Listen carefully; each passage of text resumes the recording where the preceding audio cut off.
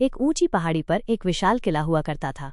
यह किला सदियों पुराना था और इसके बारे में कई कहानियां प्रचलित थीं। कुछ लोग कहते थे कि किले में भूत रहते हैं, तो कुछ कहते थे कि वहां कोई खजाना छुपा हुआ है, लेकिन किसी ने कभी इन बातों की सच्चाई नहीं जानी थी।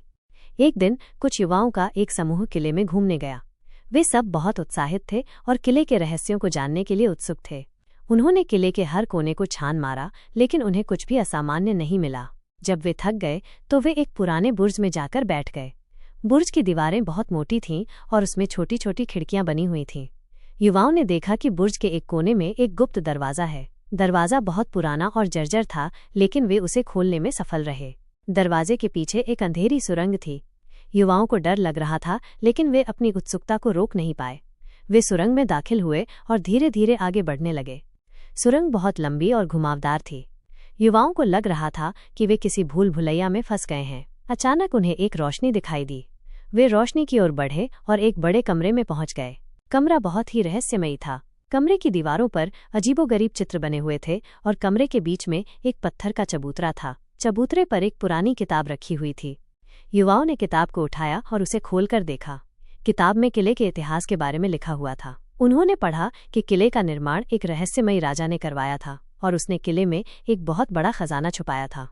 युवाओं को लगा कि उन्हें खजाने का रहस्य मिल गया है। वे किताब में लिखे संकेतों का पालन करते हुए खजाने को ढूंढने लगे। काफी देर ढूंढने के बाद उन्हें चबूतरे के नीचे एक गुप्त तहखाना मिला। तहखाने में सचमुच एक खजाना छुपा हुआ था। खजाने में सोने चांदी के सिक्के, हीरे जवाहरात और कई कीमती वस्तुएं थीं। युवा खजाने को देखकर बहुत खुश हुए। उन्होंने खजाने को आपस में बांट लिया और खुशी खुशी अपने घर लौट गए। लेकिन कहानी यहाँ खत्म नहीं होती। कुछ दिनों बाद युवाओं में से एक की रहस्यमयी परिस्थितियों में मौत हो गई। उसके बाद एक एक करके बाकी युवाओं की भी मौत हो गई। लोगों का मानना है कि खजाने पर किसी का शाप था, जिसकी वजह से युवाओं की मौत हुई। आज भी उस किले में कोई नहीं जाता और उसे एक रहस्यमयी जगह माना जाता है। के बाद एक एक करके सभी युवाओं की रहस्यमयी मौत हो गई। गांव में दहशत फैल गई। लोग कहने लगे कि खजाने पर किसी बुरी शक्ति का साया है जो उसे छूने वालों को नहीं छोड़ती। इस घटना के बाद कई सालों तक किसी ने उस किले की तरफ जाने की हिम्मत नहीं की। किला और भी रहस्यमयी और डरावना हो गया। फिर कई सालों बाद एक युवा इतिहासकार विक्रम उस किले के बारे में सुनता है। वो रहस्यों को सुलझाने का शौकीन है और उसे इस किले की कहानी में बहुत दिलचस्पी होती है। वो फैसला करता है कि वो खुद उस किले में जाएगा और सच्चाई का पता लगाएगा। विक्रम किले में पहुंचता है। वो सावधानी से हर जगह का निरीक्षण करता है। उसे वो गुप्त दरवाज़ा और सुरंग भी मिलती है जिसके बारे में युवाओं ने बताया था। विक्रम सुरंग में उतरता है। सुरंग में उसे वही कमरा मिलता है जहां युवाओं को किताब मिली थी। विक्रम को चबूतरे पर वही पुरानी किताब मिलती है। वो उसे ध्यान से पढ़ता है। किताब में किले के इतिहास के साथ साथ एक शाप के बारे में भी लिखा है। शाप के अनुसार जिसने भी किले के खजाने को लालच से छुआ उसकी मौत हो जाएगी। लेकिन किताब में ये भी लिखा है कि अगर कोई निस्वार्थ भाव से किले के रहस्यों को जानने की कोशिश करेगा तो शाप का असर नहीं होगा। विक्रम को समझ में आता है कि युवाओं की मौत लालच की वजह से हुई थी। वो खुद खजाने में कोई दिलचस्पी नहीं रखता, वो सिर्फ इतिहास और रहस्यों को जानना चाहता है। उसी समय विक्रम को कमरे के एक कोने में एक और गुप्त दरवाज़ा दिखाई देता है। वो दरवाज़ा खोलता है और एक और सुरंग में प्रवेश करता है। यह सुरंग उसे किले के नीचे एक गुप्त तहखाने में ले जाती है। तहखाने में उसे एक प्राचीन शिलालेख मिलता है। शिलालेख में किले के राजा और उसके द्वारा छुपाए गए खजाने के बारे में लिखा है। शिलालेख में यह भी लिखा है कि राजा ने खजाने को किसी बुरी शक्ति से बचाने के लिए एक विशेष अनुष्ठान किया था। लेकिन अगर कोई लालच से खजाने को छुएगा तो वो बुरी शक्ति जाग जाएगी और उसे नष्ट कर देगी। विक्रम को अब पूरी बात समझ में आ जाती है। वो समझ जाता है कि युवाओं की मौत उस बुरी शक्ति के जागने की वजह से हुई थी।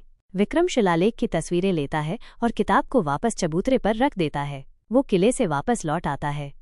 विक्रम अपनी खोजों के बारे में एक किताब लिखता है जिसमें वो किले के इतिहास और शाप के बारे में विस्तार से बताता है। उसकी किताब बहुत प्रसिद्ध होती है और लोग किले के रहस्य के बारे में जान जाते हैं। की किताब से प्रेरित होकर पुरातत्वविदों की एक टीम उस किले में और अधिक शोध करने के लिए आई। उन्होंने किले की दीवारों, सुरंगों और तहखानों का बारीकी से अध्ययन किया। उन्हें कई और प्राचीन वस्तुएं और शिलालेख मिले जो किले के इतिहास पर और प्रकाश डालते थे।